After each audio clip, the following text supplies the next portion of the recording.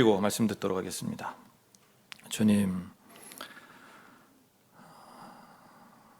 주님의 날 저에게 허락하심 감사드립니다. 저에게 오늘도 생명을 허락하시어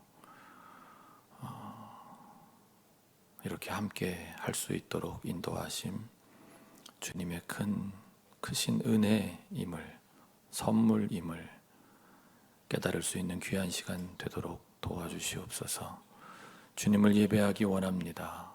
성령과 진리로 함께하여 주시고 이제 주님의 말씀을 선포하는 시간이오니 전하는 자나 받는 자 모두 주님의 말씀 위에 그 삶을 세울 수 있는 그 복을 누릴 수 있도록 도와주시옵소서. 이 종을 붙들어 주실 줄 믿고 감사하며 우리 주 예수 그리스도의 이름으로 기도하옵나이다. 아멘. 오늘도 성부, 성자, 성령 삼위 하나님께서 우리에게 명하시는 생명의 길 그 위로 걷고 주님의 뒤를 따르는 우리 모두가 되기를 바랍니다. 시편 50편부터 시작하겠습니다. 오늘 시편 본문이 좀 특이합니다. 예언시로 분류되는 시편인데요. 다른 시편들은 보통 사람이 하나님께 아뢰는 그런 기도의 형식이잖아요. 그런데 오늘 이 시 50편은 하나님께서 사람에게 말씀하시는 그런 형식의 시편입니다. 그래서 좀 이런 시가 별로 없죠. 오늘 다 소개 안 하고 있는데 오늘 성서 일과에서요. 5절부터 그 23절이 이제 마지막이거든요. 이 마지막 부분까지 전체가 다 그렇게 하나님께서 사람에게 말씀하시는 형식으로 되어 있습니다. 그래서 이 시편은 아마도 예언자를 통해 주신 말씀으로 그렇게 추정을 신학자들이 하고 있습니다. 또 하나 독특한 면은 본 시편에 등장하는 예언자는 재판 연설 양식에 따라 말을 하고 있다는 겁니다. 그러니까 그 히브리어를 이렇게 분석을 해보면 재판할 때 쓰는 그 양식에 따라서 그러니까 우리가 왜 드라마나 영화 중에 재판 장면 나올 때 보면 검사가 신문할 때 쓰는 어떤 일정한 형식 같은 게 보이잖아요. 또 판사가 판결할 때도 마찬가지죠. 그렇게 일정한 양식에 따라서 판결문을 내게 되는데 오늘 시편의 예언자가 사용하는 이 시의 형식이 재판 연설 양식이라는 겁니다. 무슨 의미겠습니까? 하나님께서 재판장으로 오셔서 그의 백성을 재판하시는 장면이라는 겁니다.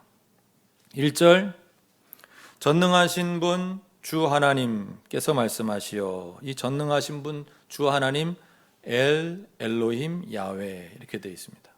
하나님의 이름이 다 나타나는데 뭐 그냥 직역하자면 신들 중에 신이신 야훼 뭐 이런 정도로 할 수 있겠죠. 그러니까 최고의 신이신 하나님께서 침묵을 깨고 당신의 백성을 직접 소환하시는 장면입니다. 온 세상을 불러 모으신다. 2절과 3절 여기에는 우리 하나님이 나타나실 때 나타나는 현상을 묘사하고 있습니다. 하나님께서 눈부시게 나타나신다. 삼키는 불길을 앞세우시고 사방에서 무서운 돌풍을 일으키면서 오신다. 그러니까 하나님께서 지금 특별한 말씀을 선포하시기 위해 현현하시는 장면을 묘사하는 거죠. 4절 하나님은 이제 그분의 백성을 바로 잡으려고 하시는 겁니다. 당신의 백성을 판단하시려고 위의 하늘과 아래의 땅을 증인으로 부르신다. 5절 나를 믿는 성도들을 나에게로 불러 모아라. 나를 믿는 성도들이 누굽니까? 하나님과 언약을 체결한 구약의 이스라엘 백성들, 그리고 오늘 우리로 치면 신앙인들을 말씀하는 거죠. 6절 하늘이 주님의 공의를 선포함은 하나님 그분만이 재판장이시기 때문이다. 그러니까 하늘이 중립적인 증인이 돼서 하나님이 재판장이심을 선포한다라는 내용이에요. 그리고 이제 7절부터 올바른 제사를 위한 재판 연설이 시작이 되는 거예요. 이제부터는 저와 여러분의 상상력이 좀 필요합니다. 우리는 지금 법원에 나와 있습니다. 하나님의 법원입니다. 그래서 하나님께서 지금 재판장으로 앉아 계십니다. 그 장면을 여러분 이제 한번 상상해서 머릿속으로 그려보십시오. 그런 가운데 7절 내 백성아 들어라. 내가 말한다. 이스라엘아 내가 너희에게 경고하겠다. 나는 하나님 너희의 하나님이다. 여기 나는 하나님 너희의 하나님이다 라고 하는 표현은 하나님께서 시내산에서 십계명을 주시던 장면을 떠오르게 합니다. 그때 같은 표현을 쓰시거든요. 출애굽기 20장 1절 2절 말씀입니다. 이 모든 말씀은 하나님이 하신 말씀이다. 나는 너희를 이집트 땅 종살이 하던 집에서 이끌어낸 주 너희의 하나님이다. 그러니까 지금 하나님은 5절에 그분을 믿는 성도들을 십계명의 언약을 체결하던 그때로 이끌고 가시는 겁니다. 너희가 나와 처음 그 언약을 맺던 그 장면이 떠오르느냐? 여러분 상상이 되십니까? 이 장면도? 그리고 8절 나는 너희가 바친 제물을 두고 너희를 탓하지는 않는다. 그러니까 지금 하나님께서 재판을 하시는데 재판하시는 그 이유가 제물 때문은 아니라는 거예요. 하나님이 원하시는 건 다른 거예요. 제물 바치는데 문제가 없었어요. 22절 그러면서 이제 쭉 여기 좀 생략된 구절부터 보면 이제 왜 그러셨는지 쭉 말씀 나오는데 22절 23절 같이 한번 읽어볼까요? 23절 상반절까지만 읽겠습니다. 하나님을 잊은 자들아 이 모든 것을 깨달아라. 그렇지 않으면 내가 너희를 찢을 때에 구하여 줄 자가 없을까 두렵구나. 감사하는 마음으로 제물을 바치는 사람이 나에게 영광을 돌리는 사람이니. 그러니까 하나님께서 지금 원하시는 건 제물이 아닌 두 가지입니다. 그 두 가지가 뭔지 23절에 이제 나오는 건데요. 첫째는 진정한 제사를 회복하라는 판결을 내리고 계시는 거예요. 마지막 이제 판결문이거든요. 22절, 23절이. 그러니까 무엇이 진정한 제사라고 하시는 거냐 하면 감사하는 마음. 즉 모든 것이 그분이 주신 선물임을 우리가 다만 깨닫기를 바라시는 거예요. 그 은총을 깨닫고 인정하며 감사하기를 원하시는 거예요. 그게 본인이 바라는 제사시라는 거예요. 그래서 어느 책에서 이 부분을 이렇게 표현한 것을 보았습니다. 우리는 제물 없이도 감사 제사를 올릴 수 있지만 감사 없이 제물을 바치는 것은 무익한 제사에 불과하다고 말씀하시는 거다. 그러니까 진정한 감사 그 자체가 하나님께서 진정으로 원하시는 제물이다 라는 말씀이에요. 22절과 23절이 이 시편에서 하나님이 내리시는 최후의 경고인 건데요. 하나님을 잊어버린 자들은 결국 돌이킬 수 없는 하나님의 심판을 맞이하게 될 거라고 22절에 말씀하신 거고, 23절은 이 진정한 제사를 회복하라는 판결과 함께 한 가지 더 23절 하반절 같이 읽어볼까요? 올바른 길을 걷는 사람에게 내가 나의 구원을 보여주겠다. 그러니까 올바른 제사의 회복과 더불어서 올바른 길을 걷는 삶을 회복해라 는 판결로 하나님의 재판이 마무리가 되는 겁니다. 이 시편의 마지막 부분에서 하나님께서 우리에게 깨닫게 하시는 것이 있습니다. 그것은 예배 자리에서의 나, 그럼 이제 감사가 회복된 그런 내가 되어야 되지만 그 예배 자리에서의 나와 일상의 자리에서의 나, 우리가 좀 다르잖아요. 어떤 경우에 너무 많이 달라서 좀 문제가 되는 건데, 하나님께서 주목하시는 부분은 예배의 자리에서의 나로 끝나지 않는다는 거예요. 사실 오늘 성서 일과에서는 생략된 부분까지 포함해서 이 시 50편 전체를 쭉 읽어보면 그 내용이 오늘 이사야 본문에서 자신의 백성을 질책하시는 하나님의 모습과 전혀 다르지 않습니다. 오늘 이사야 본문 한번 같이 보실까요?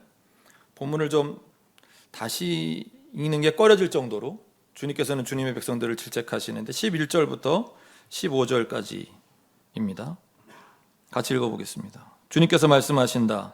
무엇하러 나에게 이 많은 제물을 바치느냐? 나는 이제 순양의 번제물과 살진 짐승의 기름기가 지겹고 나는 이제 수송아지와 어린 양과 순염소의 피도 싫다. 너희가 나의 앞에 보이러 오지만 누가 너희에게 그것을 요구하였느냐? 나의 뜰만 밟을 뿐이다.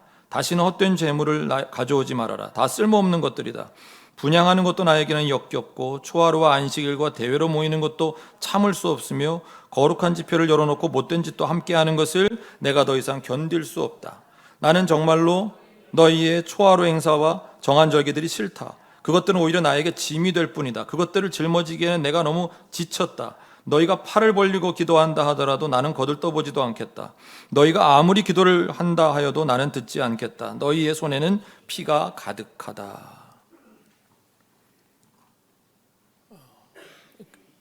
그래서 시편 말씀하고 이제 연결이 된다 그러는데 제사는 잘 드리고 있어요. 지금 예배 잘 드리고 있어요. 그런데 하나님께서 너희가 바치는 제물이 지겹다, 싫다, 헛된 제물일 뿐이다, 역겹다, 참을 수 없다, 견딜 수 없다. 너희의 절기들이 싫다, 기도해도 거들떠보지도 않겠다, 아무리 기도를 많이 해도 나는 듣지 않겠다. 이렇게 말씀하고 계세요. 왜 그러시다고 하시는 거예요? 하나님 이제 좀 소고기를 하도 많이 제사를 드렸더니 지겨우셨나? 고기를 바꿔야 되나? 아니, 그게 아니고요. 하나님 말씀 중에 지금 그 이유를 찾아볼 수 있었죠. 13절 하반절에 뭐라고 하셨어요? 거룩한 집회를 열어놓고 못된 짓도 함께하는 것을 내가 더 이상 견딜 수 없다. 15절 하반절, 너희의 손에는 피가 가득하다. 주님께서 요구하시는 것이 무엇입니까? 더 많은 제물입니까? 아니면 더 자주 제사를 드리라고 하시는 겁니까? 16절, 17절입니다. 너희는 씻어라. 스스로 정결하게 하여라. 내가 보는 앞에서 너희의 악한 행실을 버려라. 악한 일을 그치고 옳은 일을 하는 것을 배워라. 정의를 찾아라. 억압받는 사람을 도와주어라. 고아의 송사를 변호하여 주고 과부의 송사를 변론하여 주어라. 라고 말씀하셨습니다. 여러분, 이거 모두 명령문입니다.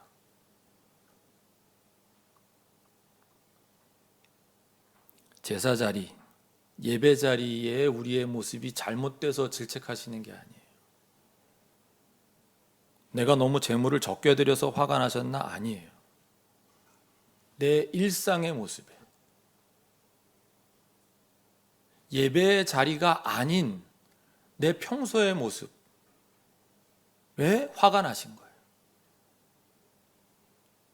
하나님의 복된 백성, 하나님의 복된 자녀로 부르셨건만, 우리가 광야 같은 세상 가운데 있어도 하나님 우리와 함께 하시건만, 그 의미는 깨닫지 못한 채로 예배 드리는 것과 더불어 못된 짓도 함께하고 다른 사람을 희생시켜서라도 자신의 이익을 올리는 것에 별 죄책감도 느끼지 못하고, 정의? 그런 거는 나하고는 상관없지. 그건 뭐 판사가 판결을 하시든지. 그렇게 여기고, 우리 주위에도 억압받고 있는 사람들이 있고 사회에서 미처 돌보지 못하는 약자들이 엄연히 있는데도 마치 그런 사람들은 이 사회에 없는 것처럼 무관심하고 나태하게 살아가는 모습에 하나님께서 진노하고 계시는 거죠.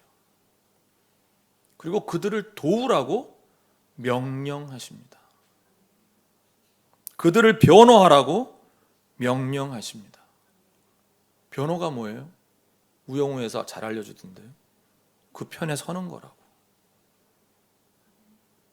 그 이야기를 들어주는 거라고. 억압받는 사람을 도와주어라. 17절에 딱 이렇게 말씀하고 계시는 거죠. 19절과 20절 말씀입니다. 너희가 기꺼이 하려는 마음으로 순종하면, 지금 이 말씀을 순종하면 땅에서 나는 가장 좋은 소산을 먹을 것이다. 그러나 너희가 거절하고 배반하면 칼날이 너희를 삼킬 것이다. 이것은 주님께서 친히 하신 말씀이다.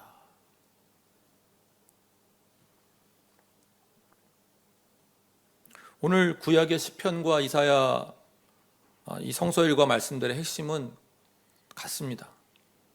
우리의 예배 때의 모습과 평상시의 모습이 달라서는 안 된다는 겁니다. 저도 한 번씩 그런 상상을 하거든요. 우리가 예배 드릴 때의 그 마음으로 일상을 살아갈 수 있다면 얼마나 그 일상이 아름다울 수 있을까? 얼마나 복될 수 있을까? 예배 드리러 나오는 이 순간, 이 한 시간만큼은 우리의 마음이 얼마나 하나님 앞에서 진지하고 정결하고 아름답고 막 이렇잖아요. 근데 예배 끝나고 저 문을 나가는 순간부터 우리가 나누는 대화의 내용들을 보면 어떻게 하면 빨리 받은 이 은혜를 쏟아버릴까?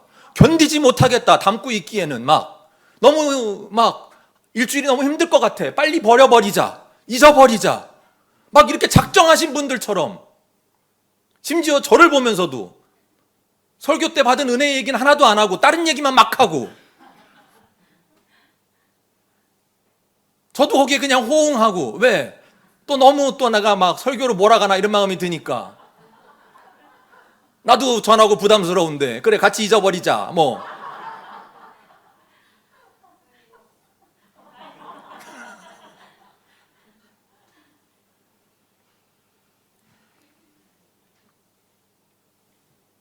주님은 우리에게 예배 때가 아니라, 예배 때는 당연히 아까 그 감사의 마음이 있어야 된다고 말씀하셨지만, 평상시에 우리의 그 모습이 정의로워야 되고, 그게 그때 선해야 되고, 그때 자비로워야 되고, 하나님께서는 그 점을 눈여겨보고 계신다는 거예요. 그걸 하나님의 심판의 잣대로 삼고 계시다는 거예요. 히브리서 본문은 어떤 내용인가요? 오늘 히브리서 이제 신약으로 넘어가서 우리가 잘 아는 히브리서 11장, 이제 믿음장의 내용이죠. 근데 오늘 성서일과의 흐름은 단순히 이제 믿음을 말씀하시는 게 아니라 우리의 믿음이 향하고 있는 방향이라고 할까요? 그러니까 아브라함과 사라의 믿음을 이제 예로 드시면서 그들이 믿음으로 살아가는 중에 무엇을 바랬는지, 무엇을 보이지 않는 중에도 보며 동경하고 있는지. 제가 통찰지능이라는 책을 보니까 보이지 않는 걸 볼 수 있는 능력이 통찰이래요. 그러니까 아브라함과 사라에게 그런 통찰이 있었던 거죠. 믿음의 통찰. 그들이 보이지 않는 중에도 무엇을 보면서 동경하고 있었는지, 결국 믿음을 가지고 있는 이들이 들어갈 어떤 영역에 대해 좀 더 주목하게 하시는데요. 1절부터 3절 우리 이제 하여튼 믿음에 대한 말씀 이제 쭉, 믿음은 바라는 것들의 확신이요 보이지 않는 것들의 증거입니다. 선조들은 이 믿음으로 살았기 때문에 훌륭한 사람으로 증언되었습니다. 믿음으로 우리는 세상이 하나님의 말씀으로 지어졌다는 것을 깨닫습니다. 보이는 것은 나타나 있는 것으로 된 것이 아닙니다. 그리고 8절부터 10절 아브라함 말씀이, 믿음으로 아브라함은 부르심을 받았을 때 순종하고 장차 자기 몫으로 받을 땅을 향해 나아갔습니다. 그런데 그는 어디로 가는지를 알지 못했지만 떠난 것입니다. 믿음으로 그는 약속하신 땅에서 타국에 몸붙여 사는 나그네처럼 거류하였으며 같은 약속을 함께 물려받을 이삭과 야곱과 함께 장막에서 살았습니다. 근데 10절 보세요. 그는 하나님께서 설계하시고 세우실 튼튼한 기초를 가진 도시를 바랐던 것입니다. 도시. 11절, 12절 사라 이야기 하나 합니다. 믿음으로 사라는 나이가 지나서 수태할 수 없는 몸이었는데도 임신할 능력을 얻었습니다. 그가 약속하신 분을 신실하신 분으로 생각했기 때문입니다. 그래서 죽은 사람이나 다름없는 한 사람에게서 하늘의 별과 같이 많고 바닷가의 모래와 같이 셀 수 없는 많은 자손이 태어나게 되었습니다. 이 사람들은 13절 모두 믿음을 따라 살다가 죽었습니다. 그들은 약속하신 것을 받지는 못했지만 못 받았대요. 아브라함하고 사라는 그것을 멀리서 바라보고 반겼으며 땅에서는 길손과 나그네 신세임을 고백하였습니다. 뭔가 멀리서 바라보던 것이 있었어요. 이분들이 반겼어요. 뭔가 맛을 봤나 봐요. 그렇지만 이 땅에서는 그냥 길손이요 나그네 신세임을 고백했어요. 14절부터 16절 이런 말을 하는 사람들은 자기네가 고향을 찾고 있다는 것을 나타내는 것입니다. 그들이 만일 떠나온 곳을 생각하고 있었다면 돌아갈 기회가 있었을 것입니다. 그렇죠? 갈대아우르로 돌아가. 근데 그 고향이 아닌 거예요. 16절. 그러나 사실은 그들은 더 좋은 곳을 동경하고 있었던 것입니다. 그것은 곧 하늘의 고향입니다. 그래서 하나님께서는 그들의 하나님이라고 불리는 것을 부끄러워하지 않으시고 그들을 위하여 한 도시를 마련해 두셨습니다. 그러니까 아까 아브라함이 바라던 도시, 16절에 더 좋은 곳, 하늘의 고향, 한 도시. 이것이 무엇인가? 요거 하기 전에 제가 하나 짚고 넘어갈 건요. 16절에 하나님은 이사야나 시편의 하나님과 다른 모습을 지금 보여주세요. 뭐가 달라요? 16절 중간에 무슨 표현이 있었어요? 그래서 하나님께서는 그들의 하나님이라고 불리는 것을 부끄러워하지 않으시고 그랬어요. 아까 이사야에서는 어떻게 하셨어요? 역겨워하시고 참을 수 없다고 하시고 견딜 수 없다고 하셨는데 지금은 완전히 다르세요. 뭐가 달라진 거죠? 아브라함과 사라에게는 믿음이 있었고 이사야 시대의 그 백성에게는 믿음이 없었고, 하나님을 정말로 믿는 이들이라면 아까 그 이사야에서 지적한 것처럼 그렇게 살 수는 없다라고 말씀하시는 거예요. 자, 아무튼 히브리서의 이 말씀, 아브라함과 사라가 믿음으로 바랐던 그 한 도시, 하늘의 고향은 이제 자연스럽게 누가복음 본문의 예수님께로 이어집니다. 누가복음 본문은 이렇게 시작했습니다. 누가복음 12장 32절, 두려워하지 말아라. 적은 무리여 너희 아버지께서 그의 나라를 너희에게 주시기를 기뻐하신다. 그렇습니다. 그의 나라, 하나님 나라, 천국, 하늘나라가 아브라함과 사라가 바랐던 한 도시, 하늘의 고향인 거죠. 그런데 주님의 다음 말씀이 놀라워요. 33절, 너희 소유를 팔아서 자선을 베풀어라. 오늘 설교 제목은 이 명령형의 문장에서 따온 것입니다. 자선을 베풀어라. 한마디로 자선을 베푸는 것이 하나님께서 주시는 하나님 나라를 받는 방법이다 말씀하는 거예요. 오시는 하나님 나라에 들어가는 방법이 자선을 베풀매 있다는 말씀인 거예요. 아, 이거 엄청나지 않아요? 믿음으로만 가는 줄 알았더니, 믿음만 있으면 되는 줄 알았더니 주님이 분명히 말씀하는 거예요. 자선을 베풀어라. 그러면서 계속 무엇이라고 하셨습니까? 너희는 자기를 위하여 낡아지지 않는 주머니를 만들고 하늘에다가 없어지지 않는 재물을 쌓아두어라. 거기에는 도둑이나 좀의 피해가 없다. 너희의 재물이 있는 곳에 너희의 마음도 있을 것이다. 수요일에 공부했으니까 제가 자세한 설명을 생략합니다. 이 33절 전체가 무슨 뜻입니까? 자선을 베푸는 일은 하나님의 현존의 풍성함을 체험하게 할 것이다 하는 말씀인 거예요.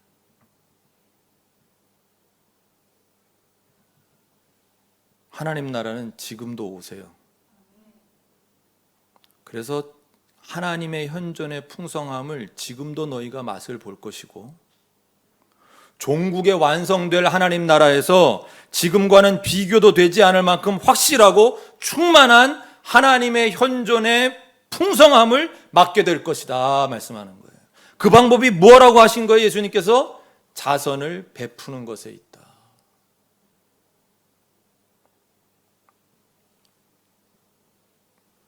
참 목회자로서 아쉽죠. 재물을 하나님께 바치는 데 있다고 하시지, 하늘의 재물을 쌓는 일은 헌금을 많이 하는 데 달려 있다고 하시지, 그 한 말씀만 하셨으면 얼마나 목회하기가 편할까. 자선을 베푸는 것에 있다 그러셨어요. 그리고 35절 이하 40절까지 여러분 눈으로만 한번 쑥 훑어보세요. 주보에도 있잖아요, 그죠?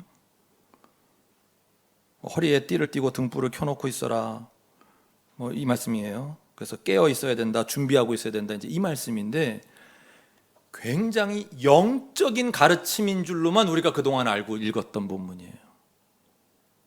그런데 지금 이 전체의 문맥에서 보니까 어때요? 오시는 하나님 나라를 맞이하기 위해서 우리가 깨어 있어야 되고 우리가 준비하고 있어야 되는 게 자선을 베풀어라라고 하신 말씀과 결코 동떨어져 있지 않다는 거예요. 우리의 영적 생활이 자선을 베푸는 것과 결코 다른 일이 아니라는 거예요. 반대로 말하면 자선을 베풀지 않으면서 내가 영적으로 충만해지는 길은 없다는 거예요. 인색함으로는 하나님 나라를 못 들어간다. 심하게 표현하면 이런 표현인 거예요. 저 닮아서 인색하신 분들은 잘 새기십시오.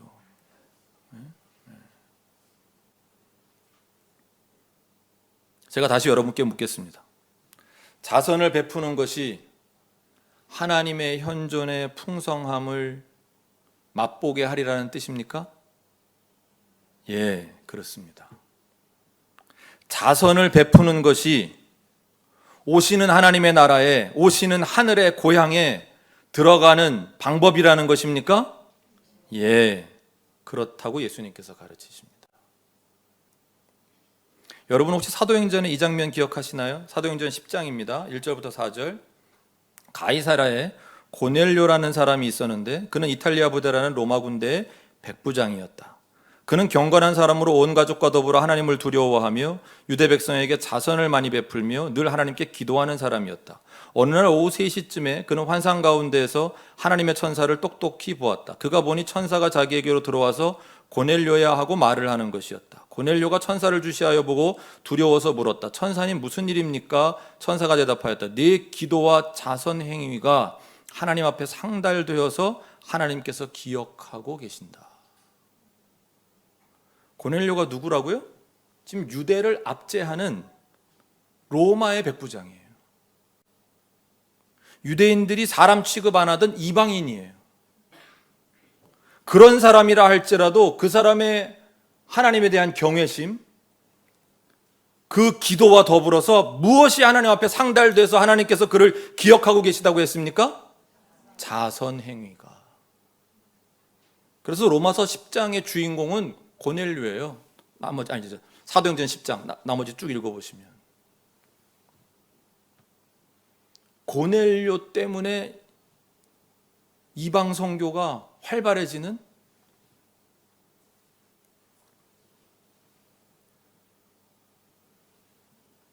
여러분 기억합시다. 자선 행위가 하나님 앞에 상달돼요. 하나님께서 기억하신다.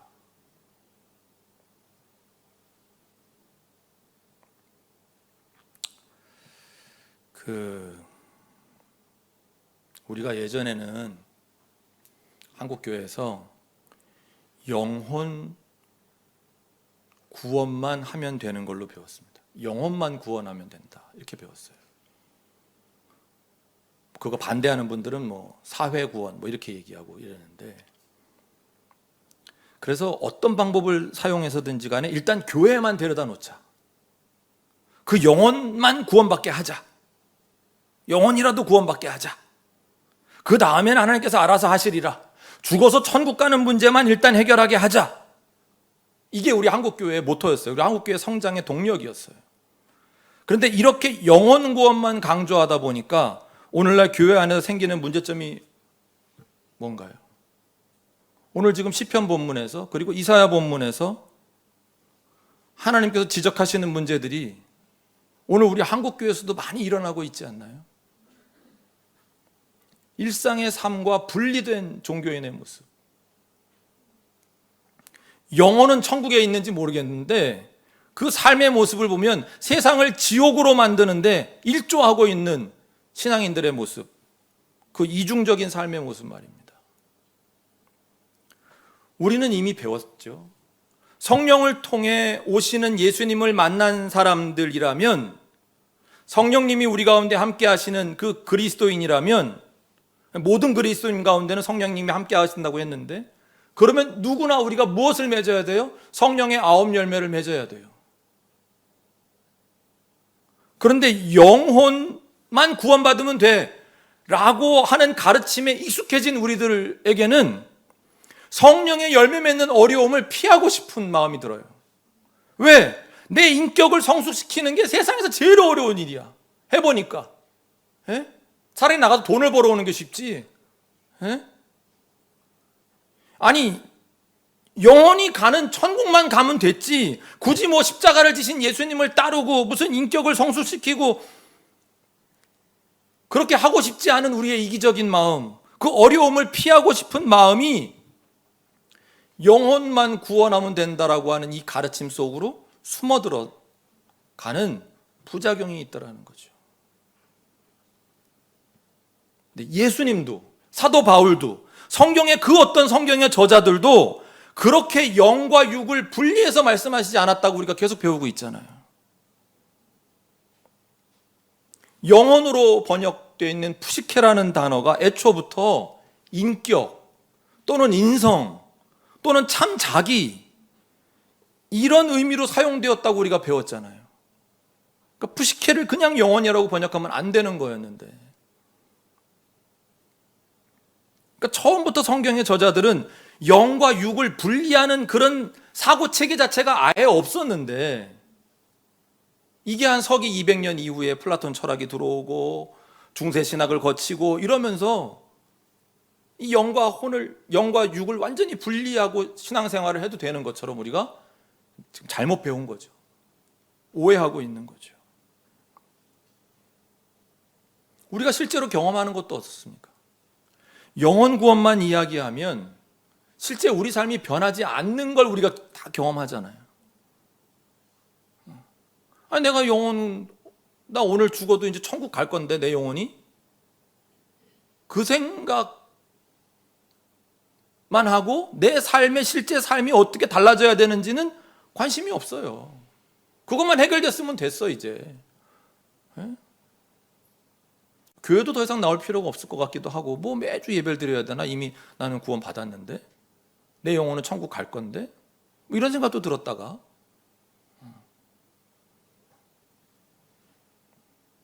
성숙해가지 않아요. 우리의 인격이 여기에 붙들려 있으면. 과연 이게 온전한 신앙생활의 모습이겠는가? 오늘 성서일과들은 그렇지 않다는 걸 우리에게 말씀하시는 거예요. 예수님이 네가 가진 걸 팔아서 자선을 베풀어라 라고 명령하시는 것도 그런 의미가 여기 담겨 있는 거예요. 비물질적 세계로 영혼만 이동하는 신학, 현재의 삶에 아무 관심도 없게 하는 신학, 누가 제일 좋아하겠어요? 세상의 지배자들이 제일 좋아하는 거예요. 여러분, 이게 제가 무슨 영혼 구원 반대한다고 무슨 사회 구원을 말한가 보다. 옛날에 그렇게 배우셨으니까. 그러면 이제 저를 금방 또 빨갱이로 몰아가시고 퇴출시킬 수 있거든요. 구원을 너무 이성적으로 우리 목사님은 설명하려고 그래. 이렇게 오해하지 마십시오. 저 그쪽 과 아닙니다. 그쪽 과에 있는 분들이 굉장히 기분 나빠하세요. 저를 그쪽으로 몰면. 그래서 제가 늘 외로워요. 제가 외롭다고 했더니 한 번씩 제가 우는 아이가 됐어요. 한 번씩 울어야 되나 봐요. 어떤 분이 꽃도 주시고 옷도 주시고 목사님 너무 외로워하지 마세요 그러면서 민망해 죽겠어요. 가끔 울어야 되나 그런 생각이 들기도 하면서도 우는 아이 떡 하나 더 준다고 우는 아이가 된 것 같아서 좀 민망하기도 합니다. 아무튼 여러분, 저 그런 얘기하는 게 아니고요. 성경은요 훨씬 더 신비한 말씀을 하세요. 몸으로 부활하셨대잖아요. 저는 지금 그 얘기하고 있는 거예요.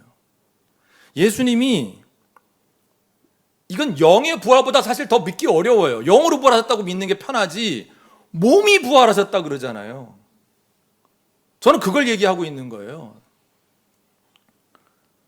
이건 이성적 설명이 아니에요. 몸이 어떻게 부활하냐고.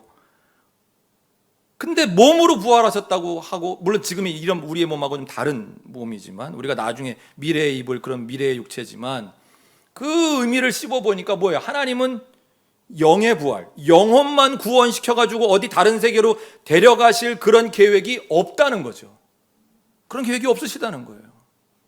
더 나아가 그런 신비한 몸으로 승천하신 예수님이 다시 나타나시리라, 다시 오시리라, 그리고 다시 오시는 하나님 나라로 인해서 하나님의 영역인 하늘과 우리의 영역인 땅이 합하여짐으로 새하늘과 새 땅으로 변화되리라라고 하는 약속의 말씀은 하나님께서 선하게 창조하신 창조계 전체에 회복을 계획하고 계시다는 거예요. 어디 다른 세상으로의 도피가 아니라, 이 세상의 파멸, 부정이 아니라 회복이라는 거예요. 이 몸을 부정하시지 않는 거예요. 하나님은 형편없어 보이는 세상이지만 하나님은 포기하지 않으시는구나. 그렇다면 우리도 역시 포기하거나 절망하면 안 되겠구나. 이런 걸 깨닫게 하시는 거거든요. 그러다 보니까 우리가 할 일은 뭐예요? 첫째는 몸으로 구원되지 않는 영혼 구원이란 없다. 아예 생각의 틀을 이제 바꿔야 돼요. 영혼 구원은 플라톤의 영향이라 이렇게 생각을 하고 버려야 되는 거예요. 우리의 영혼이란 인격 또는 인성으로 해석을 해야 되기 때문에 내 실제의 삶으로 나의 구원이 나타날 수밖에 없다고 말씀하시는 거예요. 성령이 내 안에 계시면 그것이 내 인격으로 발현되어지게 마련이라는 거예요. 그걸 막는 건 그건 내 이기심이고 사탄의 역사고 이런 거죠. 내 게으름이고 그렇게 하기 싫은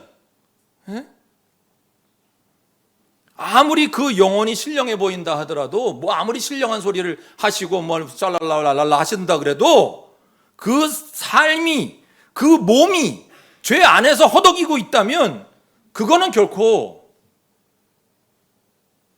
구원이 담보가 되어 있는 상태가 아니라는 거죠. 그럴 수 없다는 거예요. 어떻게 성령님이 여기 계시는데 삶에서 죄 짓는 게 그렇게 아무렇지 않을 수 있냐? 말이 안 되는 거지. 말이 안 되는 거죠. 죄 지을 때마다 부딪혀야지. 죄 짓고 싶은 마음만 들어도 부딪혀야지. 내가 이래도 되나? 이건 아니지 않나? 하는 고민이 있어야죠. 아픔이 있어야지. 당연하잖아요. 너무 당연하잖아. 성령님이 내 안에서 가만히 계시냐고. 둘째는 이 세상이 너무 망가지도록 내버려 두면 안 되는 거예요. 우리 기독교인들이 목소리를 내야 돼요. 왜? 예수님이 다시 오셔서 이 땅과 하늘을 회복하신다고 했으니까. 머리이신 예수님의 지체요, 예수님의 형제로서 하나님의 자녀로서 새로운 지위를 입고 있는 우리가 할 일은, 오고 계시는 주님과 함께 우리가 할 일은 이 창조계의 회복이지 않느냐. 망가지도록 내버려 두는 게 아니라, 왜 여기 망가지고 나 어디 갈 게 아니고 여기에서 나는 부활할 거니까, 여기에서 새로운 몸을 입을 거니까. 그 모든 걸 예수님께서는 한마디로 오늘 정리하신 거예요. 자선을 베풀어라. 오늘의 설교를 정리하겠습니다. 자선을 베풀라고 하는 말씀이, 저는 오늘 우리가 그걸 깨달았으면 좋겠어요. 이게 결코 가벼운 명령이 아니구나. 우리는 그동안 믿어라, 믿어야 하나님 나라에 들어갈 수 있다, 이거는 엄청난 명령으로 받았는데, 자선을 베풀어라, 정의를 행해라, 약자 편에 서라, 이런 거는 뭐 해도 되고 안 해도 되고, 천국 가는 문제하고는 상관없으니까, 구원하고는 상관없으니까 좀 가볍게 돼도 되지 않나, 이 생각을 했다고요. 오늘 본문들을 쭉 보니까 아니에요. 그게 아니에요. 마지막 때에 다 우리는 심판대 앞에 설 거예요. 그때 보시는 게 뭐라고요?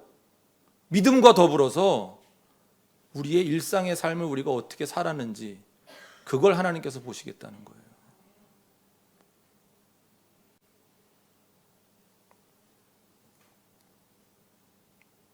자선을 베푸는 행위, 즉 약자 편에 서는 거, 약자와 연대하는 거, 이게 엄청난 의미가 있는 거, 구원과 연결되는 엄청난 의미가 숨어 있었다는 거죠.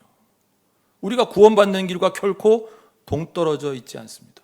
구원받기 위해서라도, 하나님 나라 천국에 들어가기 위해서라도, 하나님의 재판에서 구원받기 위해서라도 우리에게 필요한 건 하나님에 대한 믿음, 그리고 믿는 자다운 그 감사, 그리고 믿는 자다운 올바른 삶으로서의 악한 행실을 버리기, 정의를 찾기, 억압받는 사람 돕기, 약자 편에 서기, 한마디로 자선 베풀기, 인 것을 기억하고 삶으로 실행할 수 있는 우리 모두가 되기를 주님의 이름으로 축원합니다. 기도하겠습니다.